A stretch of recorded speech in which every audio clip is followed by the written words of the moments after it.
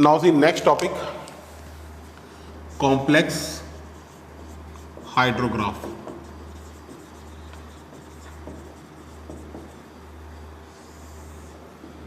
Complex hydrograph, ठीक है। देखो, if a storm occurs say for 6 hour but rain intensity is not uniform, मतलब rain intensity uniform नहीं है हमारी, ठीक है। Let rainfall excess in first 2 hour is R1 centimetre, comma R2 centimetre in second 2 hour and R3 centimetre in third 2 hour. Then the hydrograph derived from such a storm is called complex hydrograph of 6 hour resulting from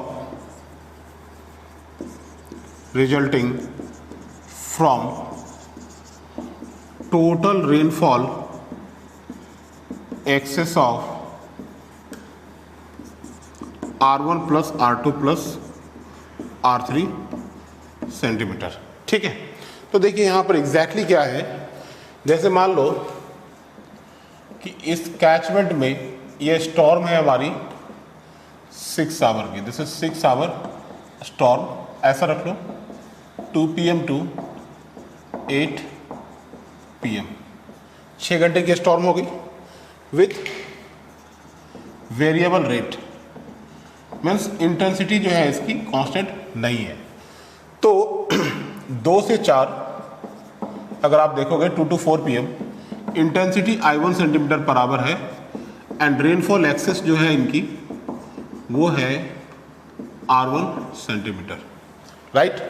और 4 से 6 जो rainfall हुई है हमारे यहाँ उनकी intensity I2 centimetre per our है और रेनफॉल एक्सेस है R2 सेंटीमीटर। और 6 to 8 I3 centimetre per our intensity है और रेनफॉल एक्सेस है हमारी R3 सेंटीमीटर।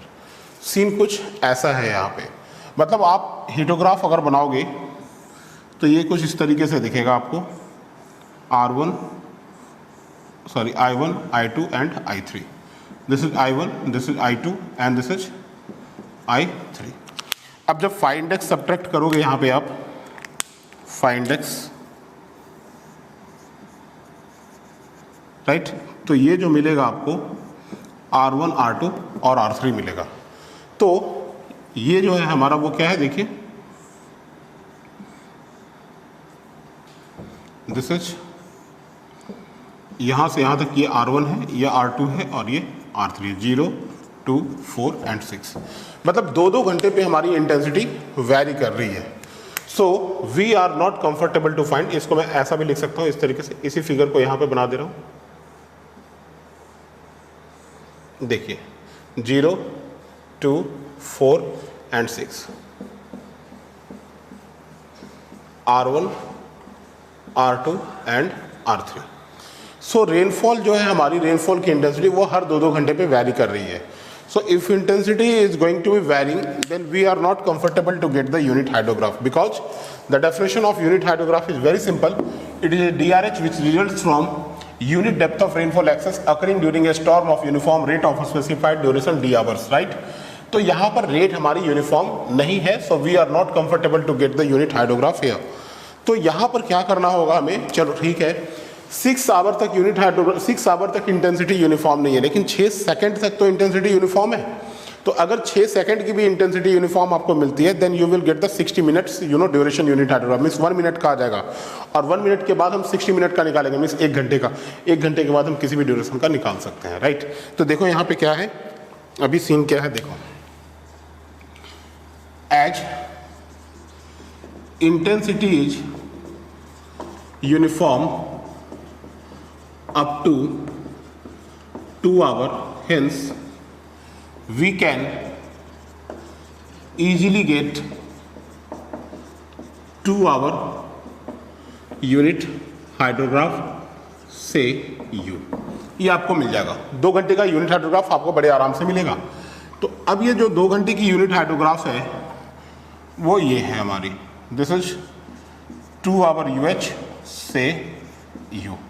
यहाँ से हमें 6 आवर का कॉम्प्लेक्स DRH फाइंड आउट करना है। तो कैसे प्रोसीड करेंगे हम लोग, देखिए।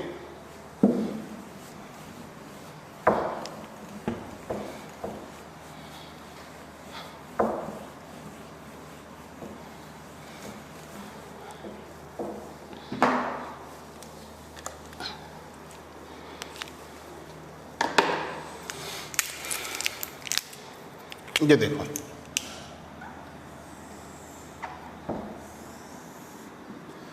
इस 2 आवर्स के यूनिट हाइड्रोग्राफ को आप रेनफॉल एक्सेस से मल्टीप्लाई करो तो क्या हो जाएगा हमारा, ये दिस इज R1U, ये DRH हो गया। आपको एल के सरमन्स थ्योरी ने क्या बोला है लीनियर रिस्पॉन्स में, जहां पे सुपरपोजिशन आप अप्लाई करोगे वहां पे क्या बताया है, if it is required to obtain n centimetre depth, n centimetre तो हमेशा DRH की ही डेप्थ होती है, 1 सेंटीमीटर यूनिट्स की होती है। If it is required to obtain n centimetre depth then add n units of unit hydrograph directly within a time lag of drs h। तो यहाँ पर क्या करोगे आप 2 आवर से अगेन लैग कराओ इसको, जो हाइड्रोग्राफ की ड्यूरेशन होगी लैग तो उससे ही करेगा ये हो गई हमारी, दिस इज R2U। सिमिलरली आप इन्हें भी 2 घंटे से लैग कराओ तो ये हो गई हमारी R3U, राइट। अब आप इनको सुपर इम्पोज करो, देखो इस तरीके से। तो यहां से ये जो हाइड्रोग्राफ मिला आपको, this is called 6 hour complex DRH, R1U plus R2U plus R3U is equal to 6 hour complex DRH of rainfall excess is R1, rainfall excess of R1 plus R2 plus R3 centimetre, ये मिलेगी आपको, right. अब यहां से अगर आप 6 our की unit hydrograph चाहते हैं, ध्यान दीजिए, ऑर्डिनेट ऑफ 6 आवर UH, तो कई बंदे ये लिखते हैं ordinate of 6 hour DRH by R1 plus R2 plus R3, but ये ऐसा बिल्कुल ही नहीं होता है, because up to 6 hour hour intensity is not uniform, so we can't get the ordinates of unit hydrograph by dividing DRH by rainfall excess depth, because up to 6 hour our intensity should be uniform, but this is a such type of a storm in which the intensity is varying at a rate of at a rate of something for every 2 hours interval. So we cannot calculate here, we cannot obtain here 6 hour unit hydrograph, 6 our की complex DRH यहाँ पर आपको मिलेगी, right. सो यहाँ पर इस तरीके से अगर पूछेगा आपको कि 6 आवर की यूनिट हाइड्रोग्राफ निकाले, तो वो ऐसे नहीं निकलेगा, वो किसी पर्टिकुलर स्टॉर्म के लिए निकलेगा, वो मैं एक केस में डिस्कस कर दूंगा आपको। यहाँ पर तो बिल्कुल ही पॉसिबल नहीं है, क्योंकि इंटेंसिटी ही यूनिफॉर्म नहीं है यहाँ पे, ठीक है। अब यहाँ पर देखो, इसमें 2 तरीके के क्वेश्चन आते हैं। एक क्या होता है कि या तो आपको 2 घंटे की यूनिट हाइड्रोग्राफ्स का ऑर्डिनेट दे देगा और ये rainfall access R1, R2, R3 की वैल्यू दे देगा आपको, और कहेगा 6 आवर की कॉम्प्लेक्स DRH निकालो, तो इस तरीके से फाइंड आउट करेंगे। दूसरा, आपको 6 आवर की कॉम्प्लेक्स DRH दे देगा और आपको इनकी वैल्यू कैलकुलेट करने बोलेगा, मींस रिवर्स वर्किंग करने बोलेगा। बस यही 2 टाइप इसमें क्रिएट होते हैं, ठीक है। तो इसमें क्या करेंगे, जरा सा लिख लेते हैं हम लोग, यहाँ पर लिख लेते हैं, add R1U plus R2U plus R3U directly within a time lag of 2 hours each, which will give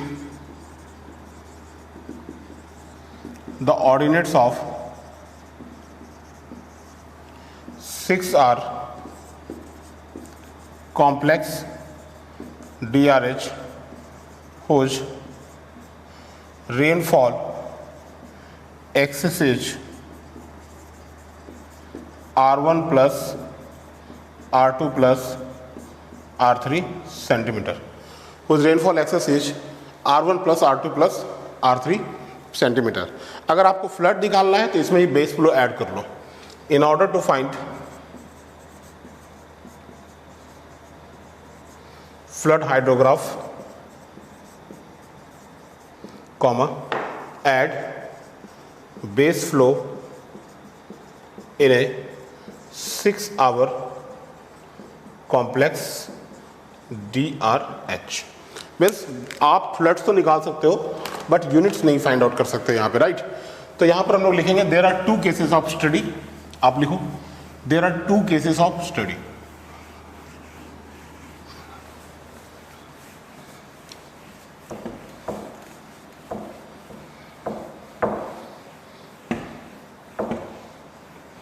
There are 2 cases of study. Case number 1.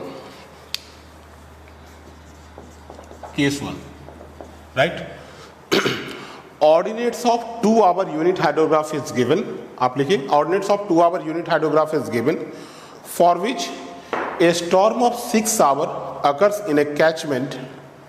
Storm of 6 hour occurs in a catchment in which rainfall excess is R1 centimeter in first 2 hour, comma R2 centimeter in second 2 hour and R3 centimeter in third 2 hour and R3 centimeter in third 2 hour, and it is required to find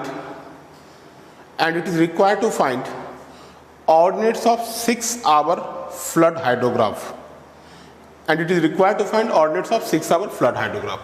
तो यहाँ पर procedure लिखेंगे हम लोग, add R1u plus R2u plus R3u directly within a time lag of 2 hours each, right, which will give 6-hour complex DRH, right। So ordinate of 6-hour flood hydrograph is equal to ordinate of 6-hour DRH plus base flow.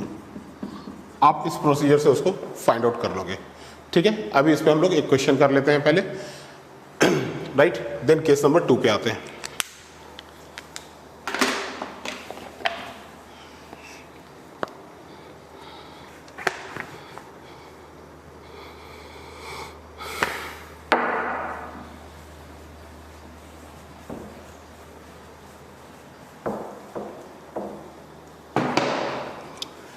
Question number 1, IES 90, right. आप लिखो question, the average storm rainfall values over A catchment, the average storm rainfall values over A catchment in 3 successive 2 hours intervals are, in 3 successive 2 hour intervals are 3 centimeter, 5 centimeter and 2 centimeter respectively. 3, 5 and 2 centimeter respectively. 3, 5 and 2 centimeter respectively. Full stop. The phi index for the catchment is 0.2 centimeter per hour. The phi index for the catchment is 0.2 centimeter per hour. The 2-hour unit hydrograph ordinates are given in table.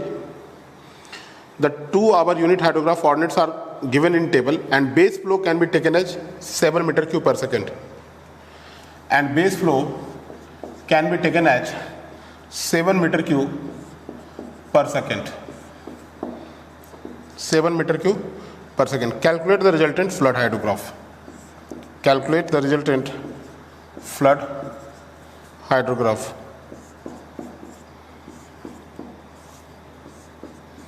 Calculate the resultant flood hydrograph, ठीक है। तो देखो यहाँ पे 2 घंटे की unit हाइड्रोग्राफ्स का ordinates हमें गिवन है इस क्वेश्चन में। और रेनफॉल एक्सेस भी गिवन है, तो यहाँ पर पहले लिख लो आप rainfall excess in first 2 hour. R1 की वैल्यू कितनी आएगी, total rainfall, phi index given है हमारे पास, phi index into time period of rainfall excess. So total rainfall है 3 सेंटीमीटर और फाइव इंडेक्स की वैल्यू है यहाँ पर 0.2 centimetre per hour. So 0.2 centimetre per hour into 2 hours, so that is 2.6 centimetre. ये rainfall excess in first 2 hour आ गई हमारी, right. Similarly we can calculate rainfall excess in second 2 hour. R2 is equal to 5 centimetre minus 0.2 centimetre per hour into 2 hours, so 4.6 centimetre. ये आ गई R2 की value, ठीक है। Rainfall excess in third 2 our, rainfall excess in third 2 hour, R3 is equal to 2 centimetre minus 0.2 into 2 centimetre per hour into hours, so that is 1.6 centimetre. ये आ गई आपकी R3 की वैल्यू, शायद 2 सेंटीमीटर ही थी, 3, 5 and 2, राइट। तो ये rainfall access आपको मिल गई यहाँ से। यहाँ पर इस 2 आवर्स के यूनिट हाइड्रोग्राफ को आप क्वेश्चन में तो आपको फिर से टेबल बनाना ही पड़ेगा सॉल्यूशन में। यहाँ पर लिख लीजिए से U, आप इसको U मान लीजिए, ठीक है। अब यहाँ पर आप इनकी वैल्यू कैलकुलेट करें। This is R1 U, R1 की वैल्यू कितनी है हमारी 2.6 U, फिर R2 U निकालें आप 4.6 U, and then R3 U that is 1.6 U। इनकी वैल्यू हमें लिखनी है यहाँ पे, ठीक है। तो देखो 2.6 into 0 that is 0, 2.6 into 10 26, 2.6 into 40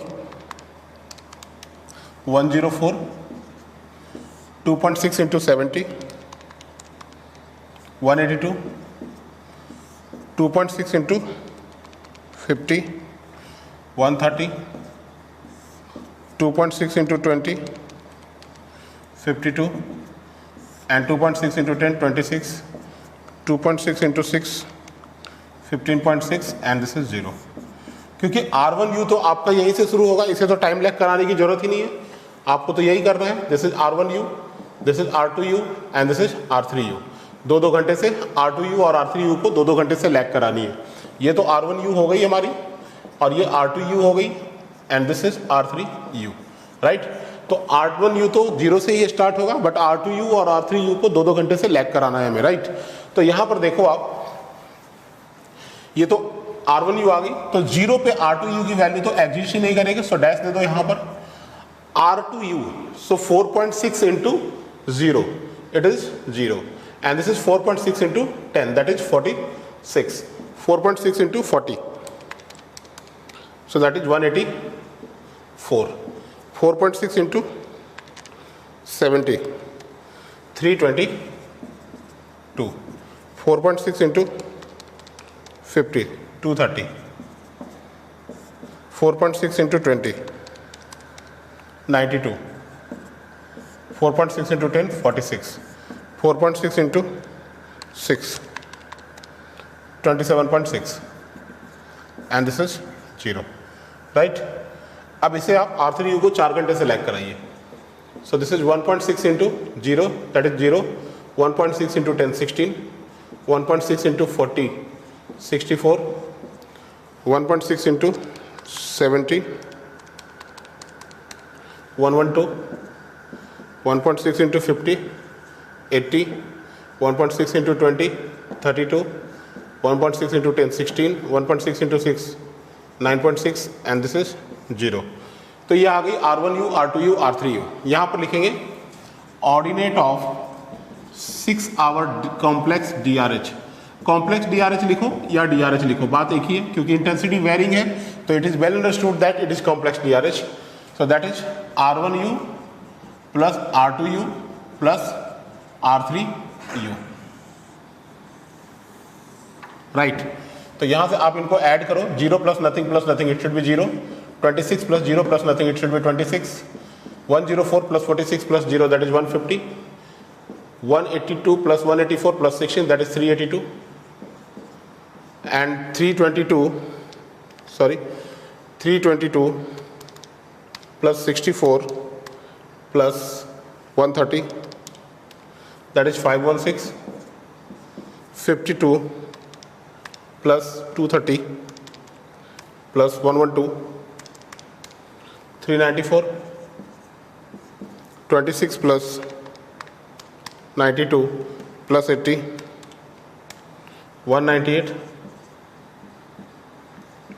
15.6 plus 46 plus 32, 93.6.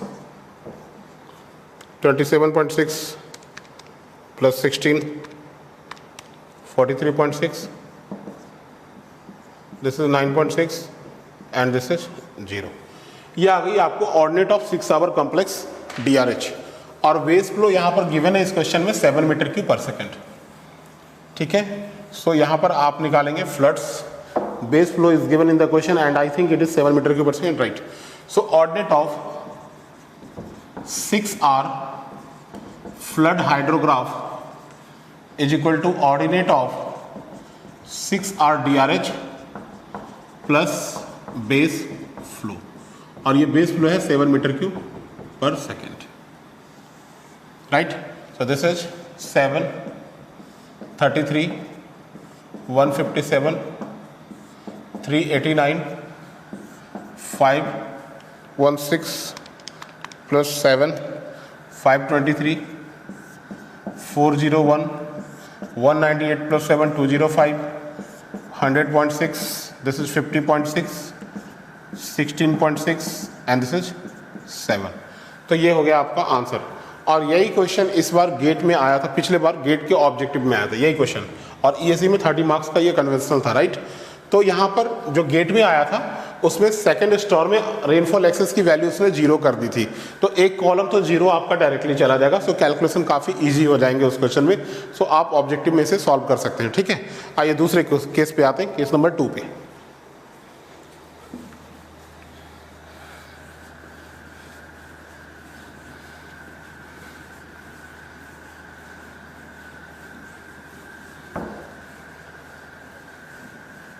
Case number 2. Ordinate of 6 hour complex DRH is given and it is required to find 2 hour unit hydrograph for which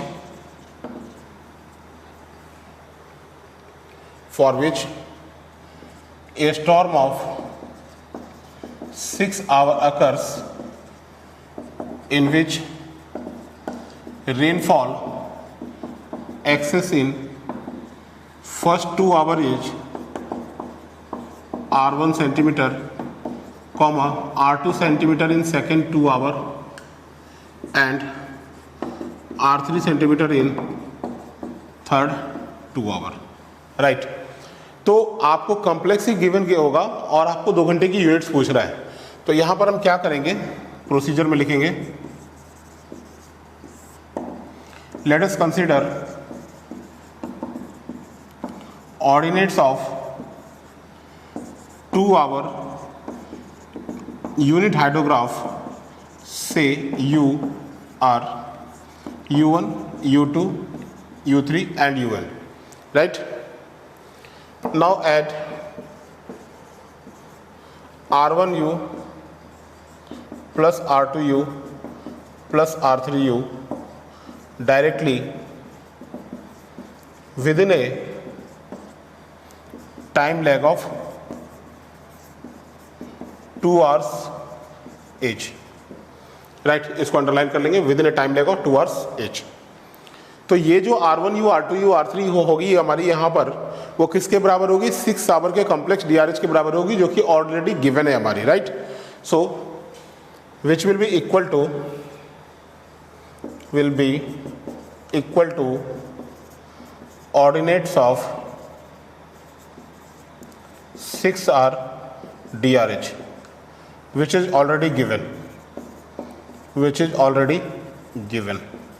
Hence, write an equation of equilibrium. To find. Hence, write an equation of equilibrium to get ordinates of 2 our UH, say U1, U2 and UN, right. तो हमें equations of equilibrium को set करके ordinates of 2 hour unit hydrograph यहाँ पर find out करनी है, ठीक है। चलिए मैं एक क्वेश्चन कराता हूँ इस पे, इस कॉन्सेप्ट में। The following table gives the ordinate of A direct run off hydrograph. The following table gives the ordinates of a direct runoff hydrograph resulting from two successive 3-hour durations of rainfall excess values of 2 cm and 4 cm respectively. Rainfall excess values of 2 cm and 4 cm respectively. Derive a 3-hour unit hydrograph for the same catchment. Derive a 3-hour unit hydrograph for the same catchment. देखो ये आपको दे रखा है यहाँ पे ordinate of 6R DRH in metre cube per second. ये this is 0, this is 120, this is 480, 660, 460, 260, 160, 100, 50, 20 and 0, ठीक है। रेनफॉल एक्सेस की वैल्यू कितनी हमारी 2 सेंटीमीटर और 4 सेंटीमीटर है। तो देखिए यहाँ पे सबसे पहले लिखेंगे हम लोग, let us consider ordinates of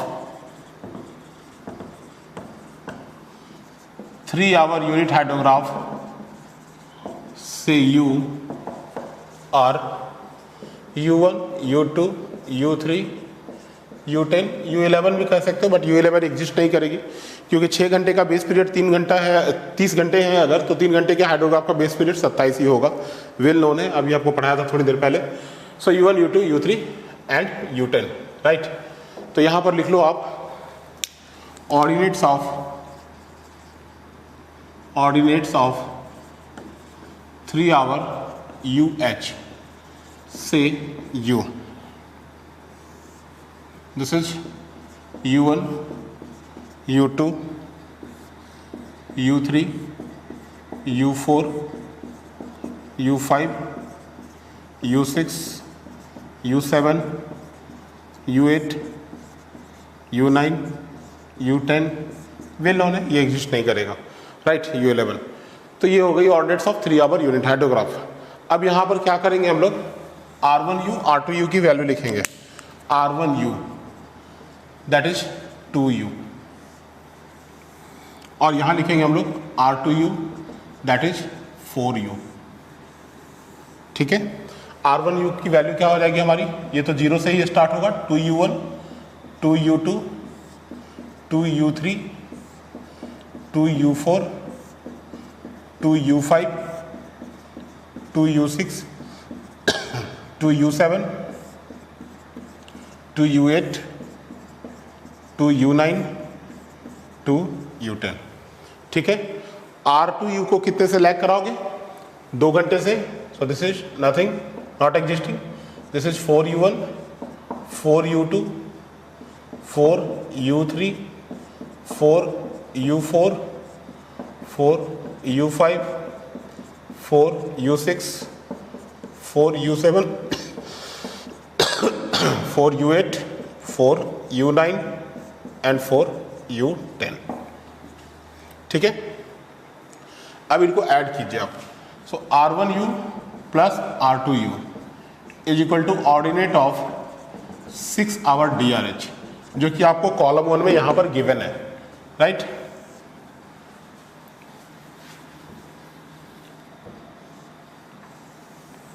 देखिए, तो यहां पर इनको आप इक्वेट कीजिए, 2u1 plus nothing is equal to how much, 0। तो ये 0 हो गई, तो u1 की वैल्यू कितनी हो गई हमारी, 0।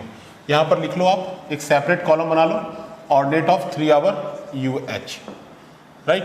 सो this is 0 here, and now here 2u2 plus 4u1, इसकी वैल्यू कितनी है, 120। तो यहाँ से u2 की वैल्यू निकल आएगी, u1 को 0 पुट करो तो u2 की वैल्यू आ जाएगी 60, यहाँ लिख दो 60। Similarly 2u3 plus 4u2 is equal to 480। तो u3 की वैल्यू यहाँ से आ जाएगी, u2 की 60 पुट करोगे 240, इधर भी 240 हो जाएगा, 120। सो this is 120। Similarly you can calculate entire value, तो मैं लिख देता हूँ, रिजल्ट लिख देता हूँ यहाँ पे,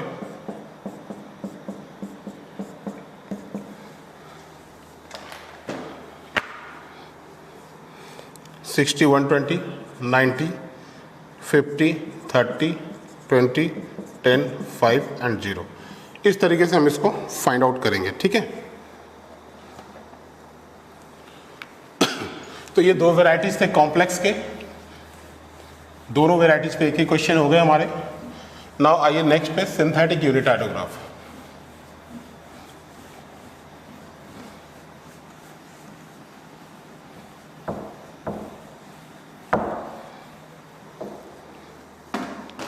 next is synthetic unit hydrograph, Snyder's method.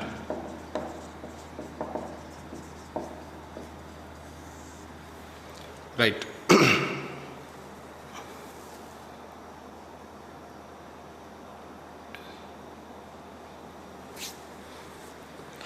देखिए इसका स्टेटमेंट जरा सा, it represents relationship between discharge and time for a catchment for which detailed information of storms are not available, for which detailed information of storms are not available. He used a lot of empirical relations to trace the unit hydrograph based on regional validity, regional validity, full stop. Sinder's study based on highland area of USA, ऊंचाई वाला area, highland area of USA. Sinder's study based on highland area of USA. तो देखो यहाँ पर मैंने ये बताया कि कैचमेंट की जो रीजनल वैलिडिटी होती है उस पे ये बेस्ड है पूरा का पूरा। मतलब आप ये समझ लो कि आपको कुछ भी नहीं पता है कि रेनफॉल की इंटेंसिटी कितनी थी या रेनफॉल की ड्यूरेशंस कितनी थी, आपने सरफेस पे वाटर लॉगिंग देखा और आपने ये गेस किया कि रेनफॉल हुई है। तो सरफेस पे अगर हमें बहुत ज़्यादा वाटर लॉगिंग देखने को मिलता है, इसका मतलब क्या है, रेनफॉल बहुत ज़्यादा हुई है और बहुत ज़्यादा रफ्तार से हुई है, मीन्स इंटेंसिटी ज़्यादा रही होगी। सरफेस पे रेनफॉल कम देखने को मिल रहा है, मीन्स वाटर लॉगिंग कम देखने को मिल रहा है, इसका मतलब क्या है कि रेनफॉल की ड्यूरेशन कम रही होगी और हो सकता है कि वो लाइट रेनफॉल रही होगी। तो ये तो सरफेस की प्रॉपर्टी पे पता चलता है। अब जैसे देखो 2 घंटे रेनफॉल बिहार के कैचमेंट में हो जाए और 2 घंटे रेनफॉल राजस्थान के कैचमेंट में हो जाए, बिहार में वाटर लॉगिंग ज़्यादा होगी because most of the soil is C5 and black cotton soil, लेकिन वहाँ पर सैंडी सॉइल है, तो इन्फिल्ट्रेशन कैपेसिटी वहाँ के सॉइल की ज़्यादा है in comparison to the soil of Bihar, right now. तो इन दोनों कैचमेंट के लिए आप क्या कहोगे कि water logging means run off की वैल्यू कहाँ ज़्यादा मिल रही है, बिहार में ज़्यादा मिल रही है हमें। तो इस कैचमेंट की जो रीजनल वैलिडिटी होगी वो अलग होगी और वहाँ की अलग होगी। उसके अकॉर्डिंग इसने रीजनल वैलिडिटी ना ही बिहार का एज्यूम किया है ना ही राजस्थान का एज्यूम किया है, इसने यूएसए का एज्यूम किया है और यही हमारे IRC कोड में है, इसको हमें फॉलो करना होगा, राइट। तो देखो यहाँ पर क्या है कि इसमें बहुत सारे इंपीरिकल रिलेशन दिए हैं। जैसे ये यूनिट हाइड्रोग्राफ हम लोग इस तरीके से ट्रेस करेंगे। यहाँ पे ये देखो, कुछ भी नहीं पता है हमें कि स्टॉर्म की ड्यूरेशन क्या है और रेनफॉल की इंटेंसिटी क्या है, ये कुछ भी नहीं पता है हमें। ठीक है, मान लो स्टॉर्म की ड्यूरेशन यहाँ पर T R our is the duration of storm here, right. Step 1, he defined basin lag TP which is similar to lag time of hydrograph. Hydrograph पे लैग टाइम बताया था पीछे होना, तो उसी तरीके से बेसिन में अगर वाटर लॉगिंग बहुत ज़्यादा है और वो वाटर स्ट्रीम तक नहीं पहुंच पा रही है, that is called basin lag. अगर ये वाटर बहुत जल्दी स्ट्रीम में पहुंच के निकल जाती है तो बेसिन लैग की वैल्यू कम होगी यहाँ पर। So he defined basin lag TP which is similar to lag time of the hydrograph, और टीपी की जो वैल्यू होगी वो CT इंटू LCA की पावर 0.3 के बराबर होगी, राइट। ये टीपी जो होगी वो आर्स में होगी और CT is the regional constant. और अगर ये कैचमेंट है तो most remote part of the catchment to outlet की जो डिस्टेंस होगी वो होगी हमारी L किलोमीटर, राइट। देखो यहाँ पे फिगर में, from most remote part of the catchment to reach at the outlet, यहाँ पर सबसे दूर का पॉइंट और आउटलेट के पॉइंट का जो डिस्टेंस होगा वो L होगा हमारा। और कैचमेंट के CG से लेकर, जैसे मान लो ये CG है सेंटर ऑफ ग्रेविटी, यहाँ से लेकर आउटलेट तक का जो डिस्टेंस होगा वो LCA होगा। तो क्वेश्चन में बहुत ज़्यादा दिमाग लगाने की जरूरत नहीं है, जो वैल्यू ज़्यादा होगी वो L होगी, जो कम होगी वो LCA होगी। तो मैं यहाँ पर लिख देता हूँ L is equal to distance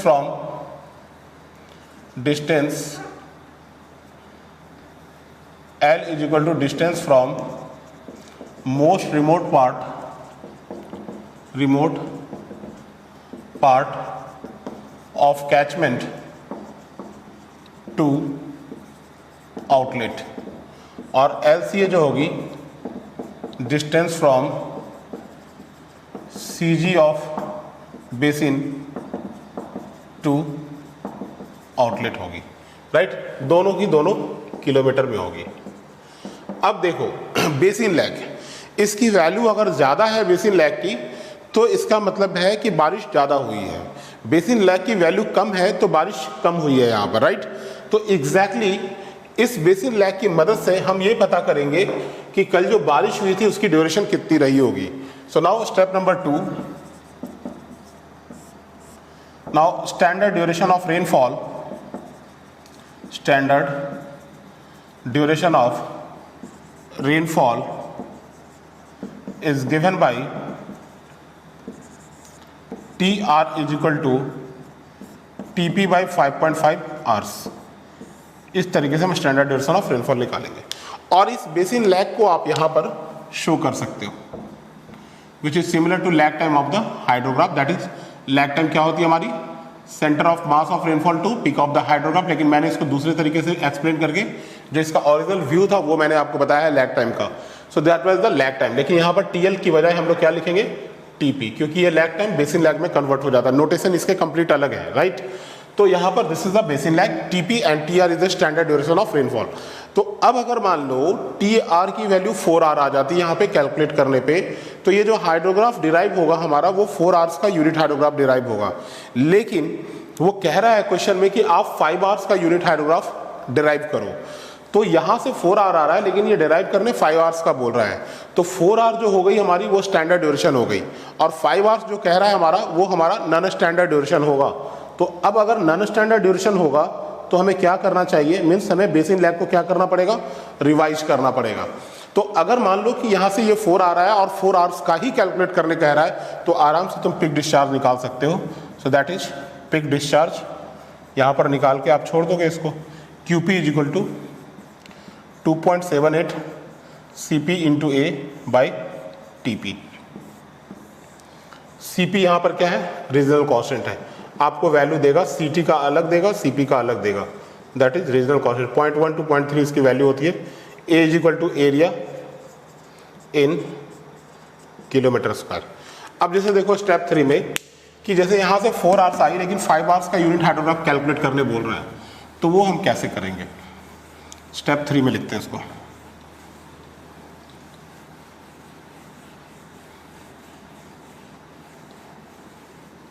step number 3, if non standard duration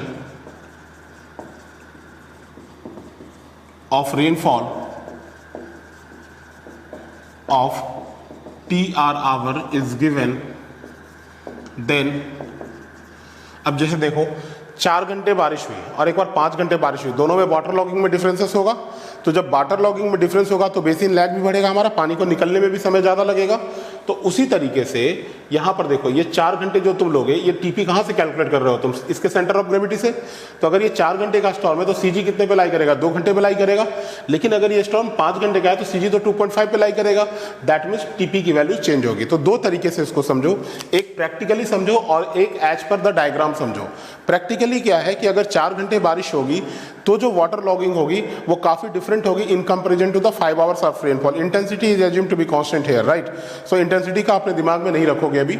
so intensity is going to be constant here. So 4 घंटे की रेनफॉल और 5 घंटे की रेनफॉल, दोनों में रेनफॉल जो हमारा क्यूमुलेटिव होगा वहाँ पर जो वॉल्यूम होगी वो बराबर नहीं हो सकती है। तो उस पानी को निकलने में ज़्यादा समय लगेगा, मीन्स बेसिन हमारा ज़्यादा लैग करेगा, ज़्यादा पीछे हो जाएगा। लैग का मतलब होता है पीछे हो जाना। तो बेसिन लैग की वैल्यू हमारी यहाँ पर से क्या होगी? चेंज हो जाएगी। तो अब हमें बेसिन लैग को रिवाइज करना पड़ेगा। प्रैक्टिकल तो ये हो गया। दूसरा, आप इसको इस तरीके से डायग्राम से समझो कि बेसिन लैग क्या होता है? It is similar to lag time of the hydrograph, mean centre of mass of the rainfall to peak of the hydrograph. तो अगर 4 घंटे की रेनफॉल है तो इसकी सीजी लाई करेगी 2 घंटे पे, तो बेसिन लैग 2 घंटे के बाद से कैलकुलेट होगी। अगर ये 5 घंटे की रेनफॉल है तो सीजी लाई करेगी 2.5 पे, तो बेसिन लैग 2.5 के बाद से कैलकुलेट होगी हमारी। तो बेसिन लैग को हमें रिवाइज करना पड़ेगा। So if non standard duration of rainfall of TR hour is given, then basin lag should be revised. Then basin lag should be revised.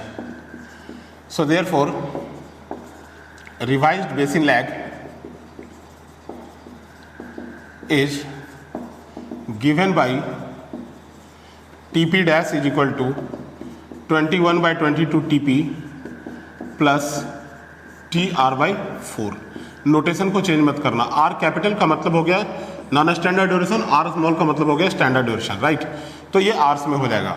अब यहाँ से पीक डिस्चार्ज निकालोगे। So therefore peak discharge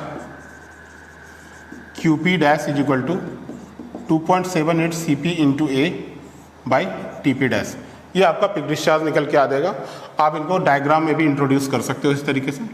so this is QP dash and this is discharge in meter cube per second divided by time in hours, right? और ये तो आपको पता ही है कि ये बेस टाइम होता है हमारा TB। तो अब यहाँ से देखो एक्चुअली क्या है, इस पॉइंट को लेके तुम ग्राफ ट्रेस नहीं कर सकते हो। तो अब हम क्या करते हैं, ग्राफ को स्केच करने के लिए इस हाइड्रोग्राफ की विड्थ को हम फाइंड आउट करते हैं 75% of the peak discharge and 50% of the peak discharge पे। So this is 0.75 QP and this is 0.50 QP, right? So यहाँ पर मैं लिखूँगा to sketch the hydrograph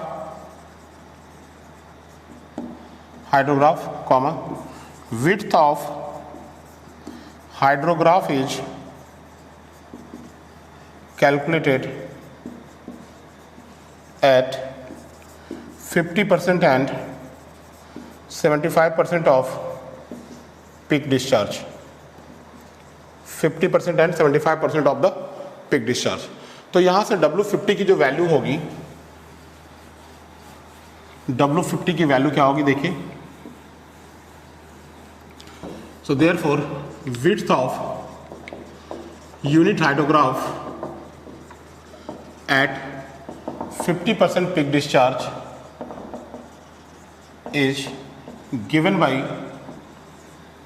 W50 is equal to 5.87 by Q की power 1.08। Unit हमेशा RC होगा क्योंकि x axis पे तो टाइम का कोऑर्डिनेट है, वाई पे डिस्चार्ज का है।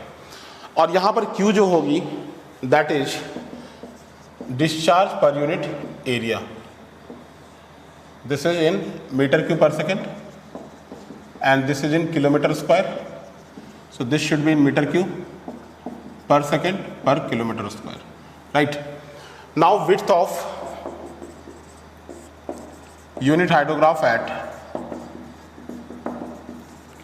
75% peak discharge. इंपीरिकल फॉर्मूला है तो आपको ज़्यादा दिमाग लगाने की इसमें ज़रूरत ही नहीं पड़ेगी. So W75 is equal to W50 by 1.75 hours. ये W75 की वैल्यू आपको मिलेगी यहाँ से, ठीक है. बेस पीरियड भी आप निकाल सकते हैं. Base period TB dash is equal to 72 plus 3 TP dash. इस तरीके से ये सारे फॉर्मूलाज को याद रखेंगे तब जाकर सिंडर्स का क्वेश्चन आपका सॉल्व होगा, ठीक है. तो चलिए एक क्वेश्चन करते हैं हम लोग सिंडर्स पे. यहाँ पर लिख लीजिए आप, दिस इज यूनिट हाइड्रोग्राफ. एक क्वेश्चन करते हैं.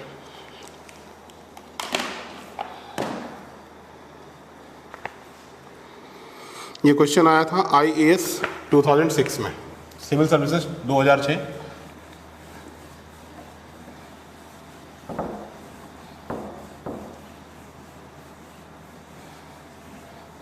क्वेश्चन है, आप लिखिए the catchment area of a drainage basin is 2100 kilometre square, 2100 kilometre square. The length of main stream is equal to 80 kilometre. The length of main stream is equal to 80 kilometre, 80 kilometre from gauging station to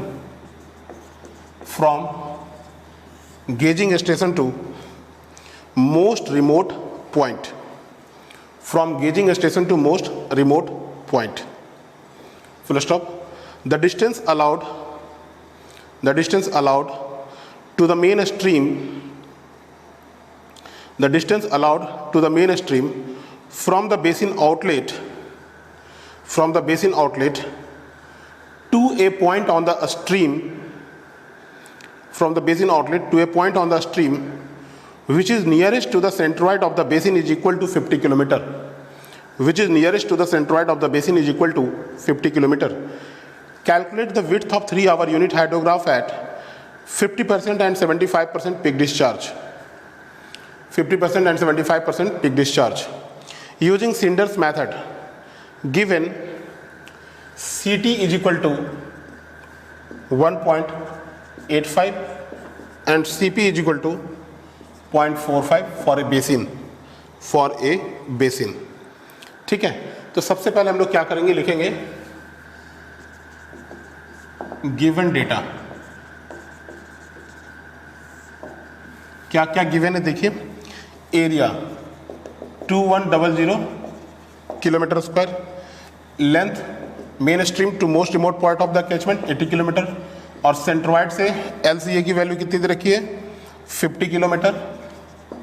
आपको W50 W75 calculate करनी है. 3 hours की unit hydrograph है, right. 3 hour UH ये आप लिख लेंगे side में. और CT की वैल्यू है 1.85, CP की वैल्यू है 0.45. ठीक है, इसको कैलकुलेट करते हैं हम लोग. सो फर्स्ट कैलकुलेट करेंगे basin lag. Basin lag TP is equal to CT into L into LCA की पावर 0.3. CT की वैल्यू ले लो यहाँ से 1.85 इंटू 80 इंटू 50 की power 0.3.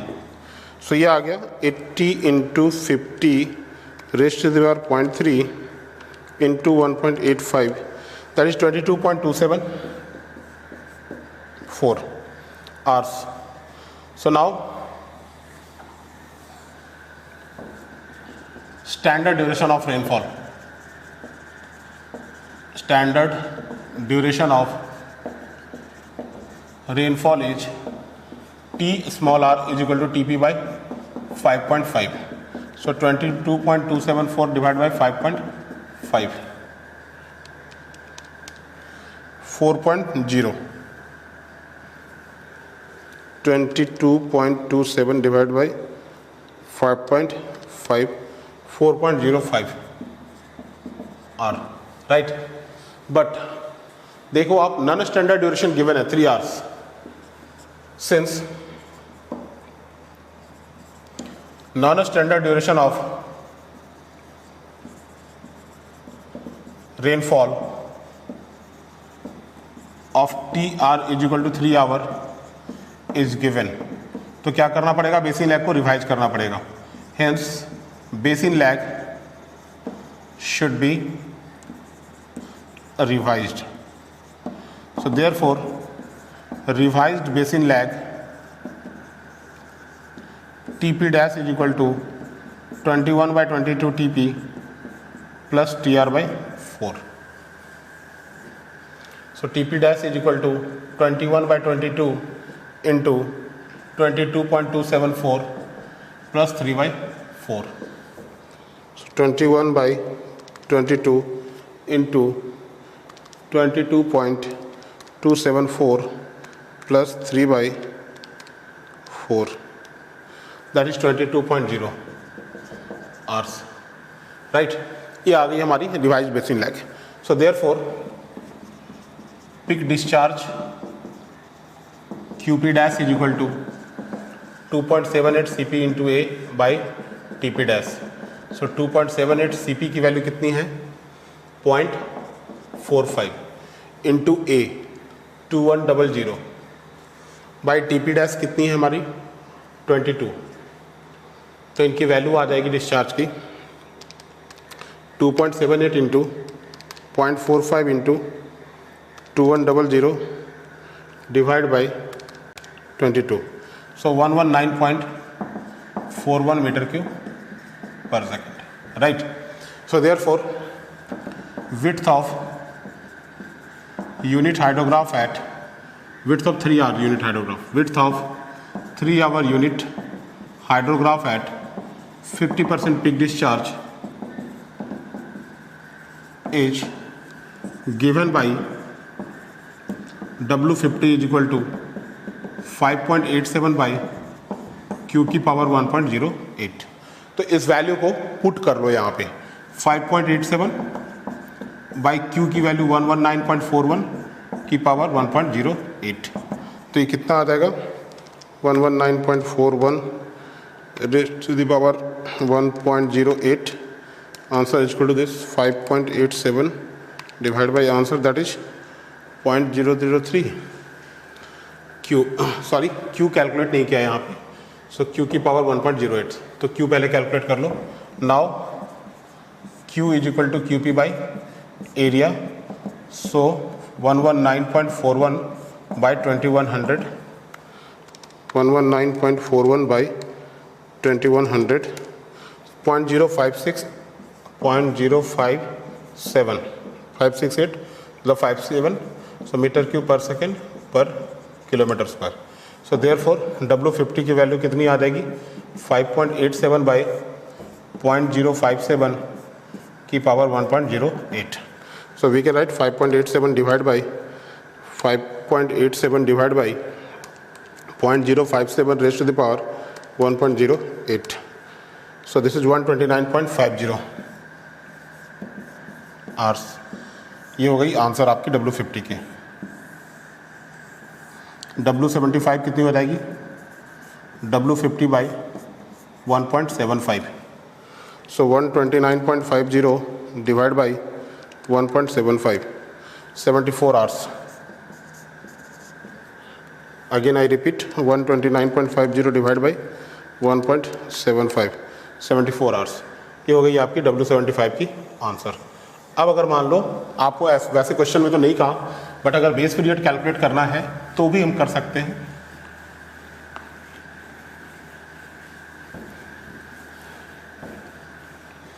So therefore base period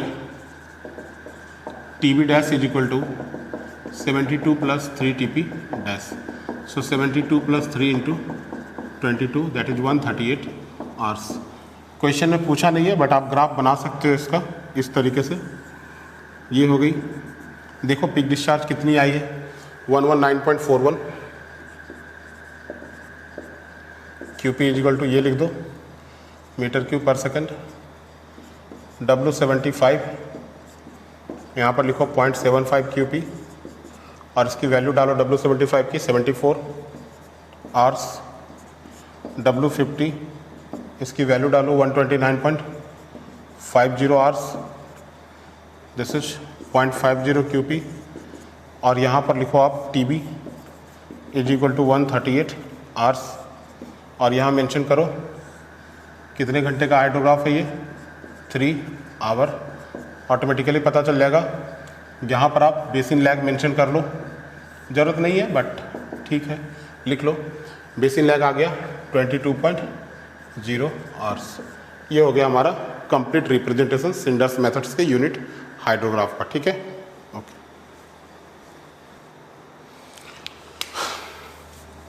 next topic is instantaneous unit hydrograph IUH। ठीक है, सो स्टेटमेंट लिखेंगे पहले। The limiting case of a unit hydrograph of zero duration is known as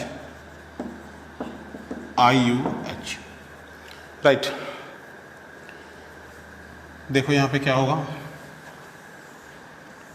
जैसे ये कोई यूनिट हाइड्रोग्राफ है, 3 बना लेते हैं 1 2 and 3।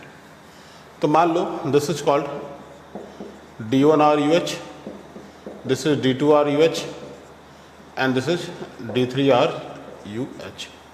ठीक है, तो ड्यूरेशन, अगर ड्यूरेशन बढ़ेगी हमारी तो बेस पीरियड हमारा बढ़ेगा। ये बेस पीरियड हमारा बढ़ रहा है। ड्यूरेशन कम होएगी तो बेस पीरियड कम होगा, पीक हमारा बढ़ेगा। उसी तरीके से we can write here D1 is greater than D2 is greater than D3। तो ड्यूरेशन जो है हमारी, आप ऐसे भी कर सकते हो Q is equal to A into R0, that is A/D। Duration बढ़ेगी तो Q की वैल्यू हमारी कम हो जाएगी। राइट, तो यहाँ पर क्या है कि ड्यूरेशन बहुत कम हो जाए, means just not zero but the duration tends to zero, तो जो ये हाइड्रोग्राफ होगी वो कहलाएगी हमारी instantaneous unit hydrograph. So the limiting case of a unit hydrograph of zero duration is known as IUH। Right, तो ये भी जो हाइड्रोग्राफ होता है हमारा सिमिलर ऐसा ही हाइड्रोग्राफ होता है। इसके पास भी एक ही पिक डिस्चार्ज होंगे। It has also, it consist also single peak. इसके पास भी सिंगल पिक डिस्चार्ज ही होंगे या single peak you can write. इनकी जो डेरिवेशन हम करेंगे, जस्ट यहाँ पर लिखेंगे हम लोग डेरिवेशन ऑफ IUH। ये डेरिवेशन ऑब्जेक्टिव्स के लिए बहुत यूजफुल है। डेरिवेशन ऑफ IUH,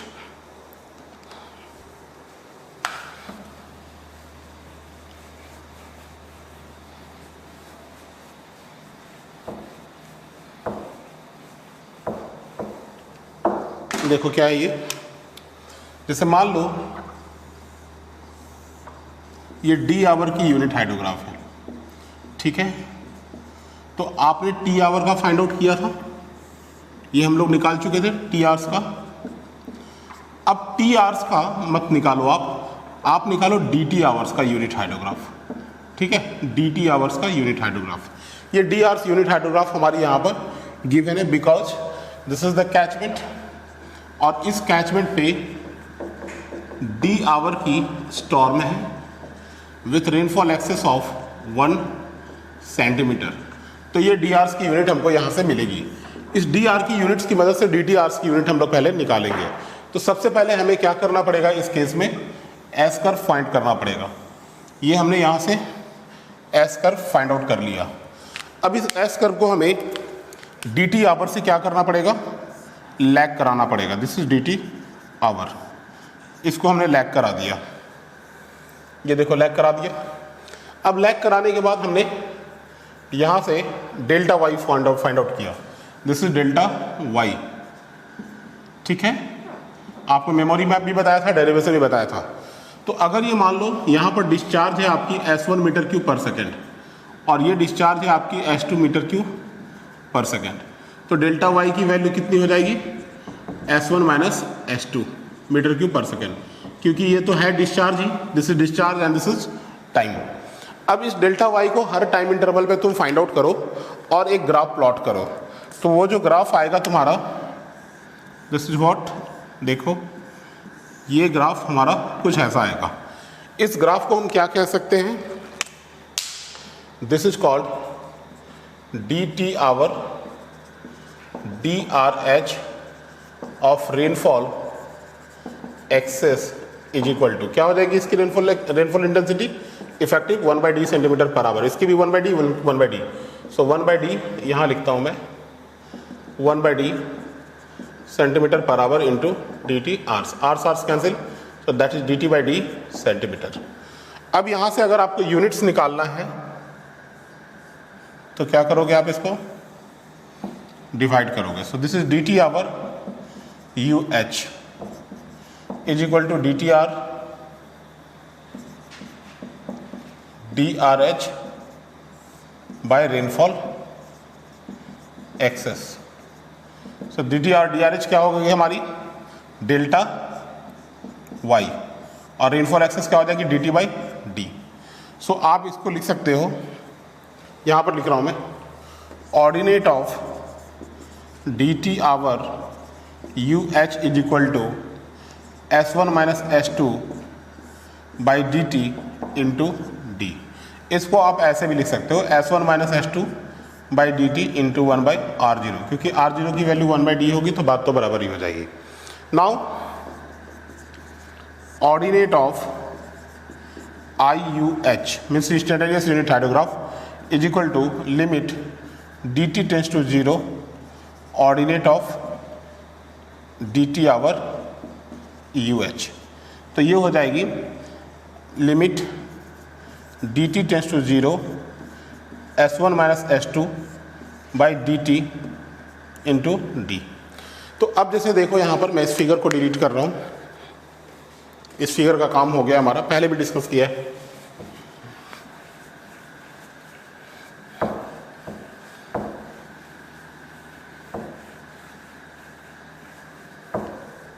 देखो अब तो अगर मान लो कि ये एस कर्व है हमारी, ठीक है, और ये dt है हमारी, dt से हमने इसको क्या किया हुआ है?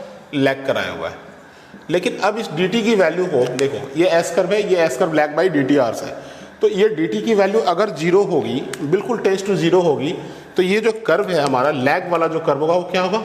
बिल्कुल इससे ऐसे सट के जाएगा, ऐसे टच करके जाएगा। एग्री कर रहे हो? तो ये जो वैल्यू डेल्टा वाई हो गई S1 माइनस S2, इस वैल्यू को अप्रोक्सीमेटली हम ds लिख सकते हैं। अगर वैल्यू बहुत ही माइनर वेरिएशन होती है then we are using ds in terms of in place of delta s। So here we will write ds by dt into d। Also you can write ds by dt into 1/R0। तो यहाँ पर लिखेंगे ordinate of IUH at any time t is given by ut, इसको ut से या u0t से indicate करते हैं, is equal to ds/dt into 1/R0 और ds/dt इंटू d। ठीक है। अब यहाँ पर मान लो कि अगर ये जो यूनिट हाइड्रोग्राफ है हमारी, ये यूनिट हाइड्रोग्राफ अगर 1 आवर्स की यूनिट हाइड्रोग्राफ है तो d की वैल्यू तो 1 हो जाएगी, तो यहाँ पर 1 पुट करोगे और R0 की value 1/d, that means 1/1, that is 1 हो जाएगी, राइट। तो यहाँ पर if IUH is made from 1 hour unit hydrograph, then ut is equal to ds/dt is equal to slope of s curve, s curve के slope के बराबर होगी। क्योंकि देखिए ये आप जो एस कर्व बनाते हो वो क्या है हमारा, मैं यहाँ पर बना रहा हूँ, इसका काम हो गया होगा, मैं हटा रहा हूँ इसे।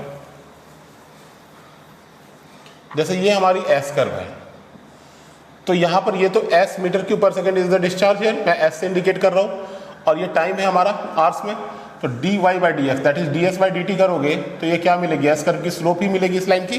That's why we wrote here slope of S curve.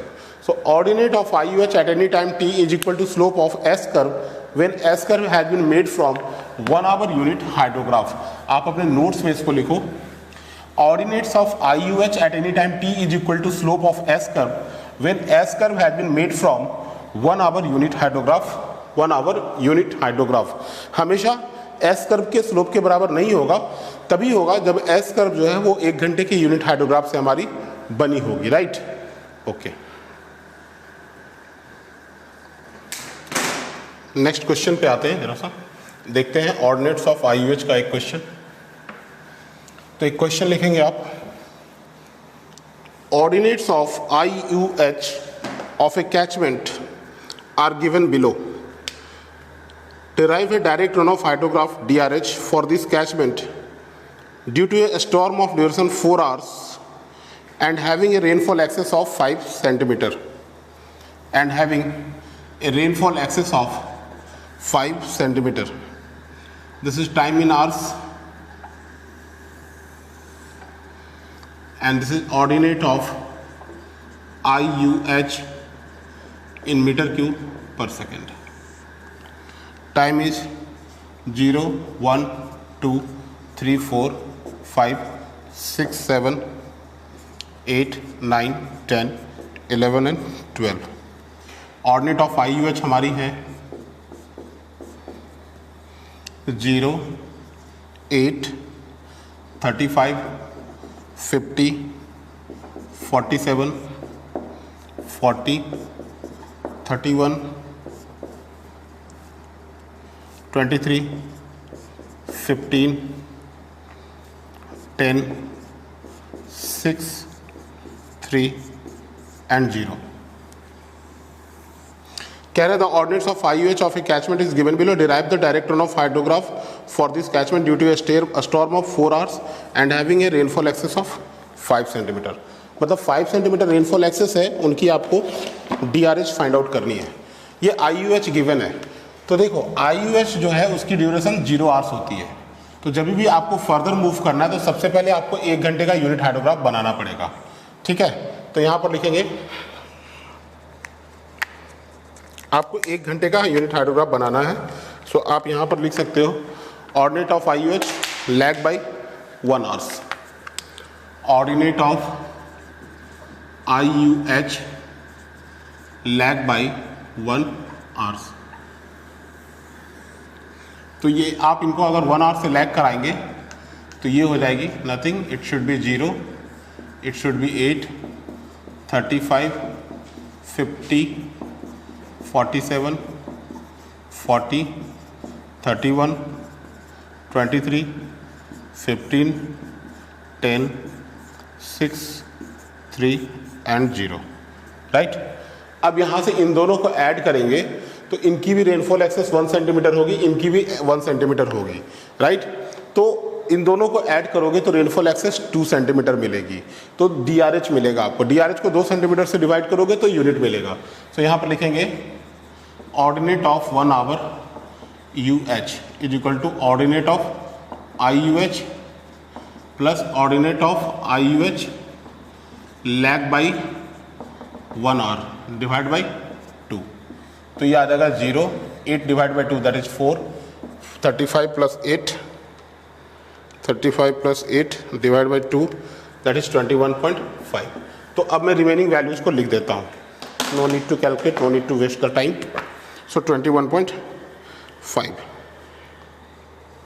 and this is 42.5, this is 48.5, 43.5, 35.5, 27.0, 19.0, 12.5, 8.0, 4.5, 1.5, 0.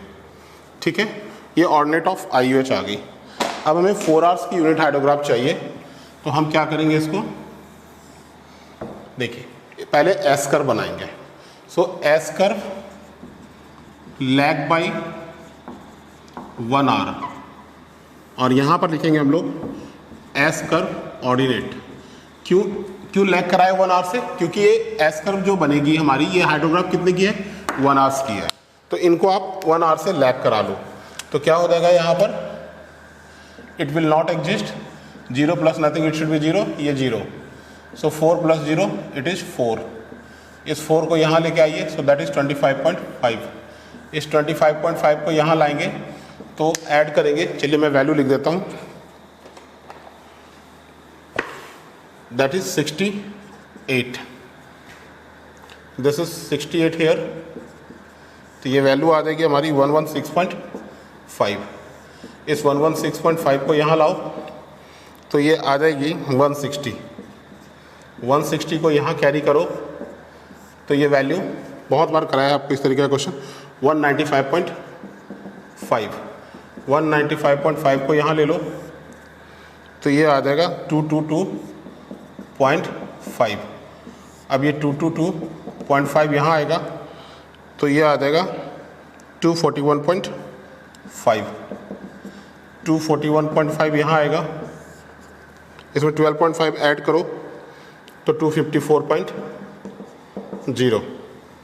254.0 को यहाँ लो, इसमें 8 ऐड करो तो 262। 262 को यहाँ लो, 4.5 ऐड करो तो 266.5। 266.5 यहाँ आएगा, 1.5 ऐड करेंगे तो 268। 268 यहाँ आएगा तो ये 268। 268 फिर नीचे जाएगा, सो दिस इज 268। ठीक है, आप इसको और आगे प्रोड्यूस कर सकते हो, नो प्रॉब्लम। 0 क्योंकि ज़रूरत पड़ेगी, 0 0 आप और आगे कर सकते हो प्रोड्यूस। 268 जितनी बार करना है करो, ठीक है। चलिए, सो this is 268, this is 268 and this is 268। अब हम क्या करेंगे, एस कर्व तो आ गया, कितने घंटे का हाइड्रोग्राफ चाहिए हमको? 4 घंटे का। So S curve lag by 4 hours, 4 घंटे से इसको लैग करा देते हैं। Nothing, it should be nothing, it should be nothing, it should be nothing. चौथे घंटे इसकी वैल्यू 0 आएगी। दिस इज 4, 25.5, 68, 116.5, 160, 195.5, 222.5, 241.5, 254.0, 262, 266.5, 268, ये वैल्यू आ गई। अब यहाँ से डेल्टा वाई निकालो। क्या हो गया था delta Y? S curve ordinate minus S curve lag by 4 hours. तो ये डेल्टा वाई की वैल्यू कितनी हो जाएगी यहाँ से? 0 minus nothing it should B 0, 4 minus nothing it should B 4, 25.5 minus nothing 25.5, 68 minus nothing 68, 116.5 minus 0 116.5, 160 minus 4 156, 195.5 minus 25.5।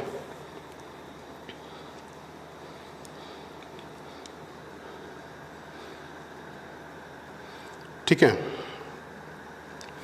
मैं calculator use करता हूँ। 195.5 माइनस 25.5, so this is 170, और 222.5 minus 68, 154.5, 241.5 minus 116.5, so 125, 254 minus 160, 94, 262 minus 195.5, 66.5, 266.5 minus 222.5, 44, 268 minus 241.5, 26.5, 268 minus 254, that is 14, 268 minus 2606, 268 minus 266.5, 1.5 and this is 0. ये आ गई delta Y. So ordinates of 4 hour DRH. So ordinates of 4 hour UH is equal to delta Y into D Y T. So delta Y into D कितनी थी 1 hours और T कितनी है हमारी 4 hours. सो ये वैल्यू आ जाएगी हमारी 0, this is 1 and this is 25.5 divide by 4, 6.375, 68 divided by 4, 17, 116.5 divided by 4, 29.125, 156 divided by 4, 39, 170 divided by 4, 42.5, 154.5 divided by 4, 38.625, 125 divided by 4, 31.25, 94 divided by 4, 23.5, 66.5 divided by 4, 16.625, 44 divided by 4, 11, 26.5 divided by 4, 6.625, 14 divided by 4, 3.5, 6 divided by 4, 1.5, 1.5 divided by 4, 0.375 and this is 0. और हमें calculate क्या करना है कितने rainfall excess के लिए? For a rainfall excess of 5 centimetres.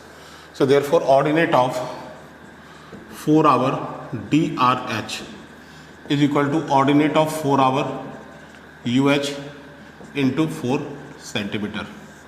ये variety काफ़ी न्यू है, अभी तक एग्जाम में नहीं आए हैं. गेट में ESE में आ चुका है, मेंस में बहुत पहले आया है, लेकिन काफ़ी न्यू वैरायटी है. सो ज़रा केयरफुली इसको देखेंगे. 6.375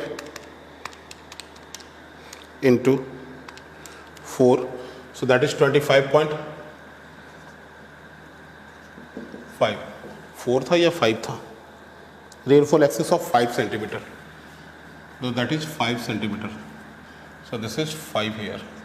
And 6.375 into 5, 31.875, 17 into 5, 85, 29.125 into 5, 29.125 into 5, 145.625. Just I am writing the answer.